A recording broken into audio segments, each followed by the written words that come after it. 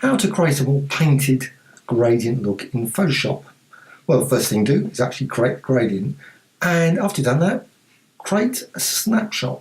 And right, first thing to do, go to the gradient tool and just select there, and obviously select a preset. Now, one of the presets I'm using is from Graphic Extras, but of course you can use any gradient you want to use with this. So just select one, and I'm going to be using radial setting, and I'm using also a blending mode of difference. So just apply the gradient, and you can obviously change the actual origin point, and you can create a snapshot. Just go to the history panel, that's the key thing, history panel, which you can find in the window menu, and create a snapshot at this point, right side menu, and create a new snapshot.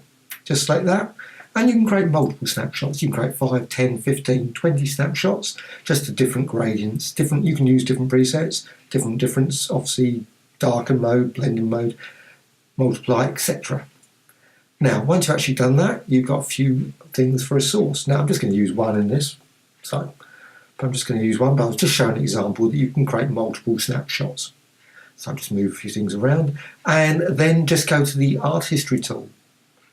Art History brush tool in toolbar, and then I'm just going to fill the background with white. Don't have to do that, but just get rid of everything, start fresh, and then do the various settings. Now I'm just using the basic soft round, but you can use a variety of different brushes. Obviously there's thousands of brushes available. Again, menu on Graphic Extras as well. Now what you can do then, you can go to the brush settings and set various dynamics. So I'm just going to go for color dynamics. I'm going to push the hue up.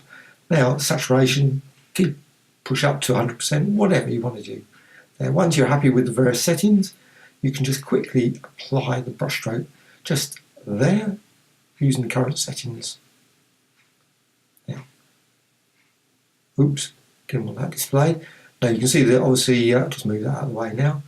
Once you've actually done that, you can apply it. Now what you can do then is just go to image and image rotation and rotate it by 90 degrees, and then just apply the snapshot again. Just apply the brush and just go over the design. Now you can actually at this point create a snapshot of this, and then obviously continue with that as a source for your design, but I'm not going to go for that sort of thing. So I'm just applying it again, image rotation, rotate again 90 degrees, and apply it again over the design.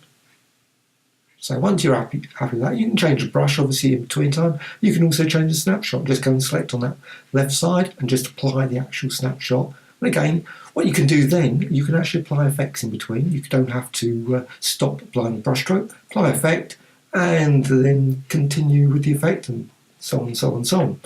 So I'm just going here to oil paint, which is in stylize, and oil paint. So you just click there, OK. Once you're happy with the various settings, click OK, and again apply it multiple times. I always think it's one of those filters that really works best a couple of times. And then of course you can continue with the brush strokes if you wish with the Art History brush, but you can also go to Adjustments, Colour Lookup, and then just apply different colour sets there. Just go for that one, cancel that, no. Go for one of those, golden blue, and click OK, and there you have it. Quick way of creating some very abstract gradient designs, just from a very basic gradient. Hope you found this of interest. Thank you much.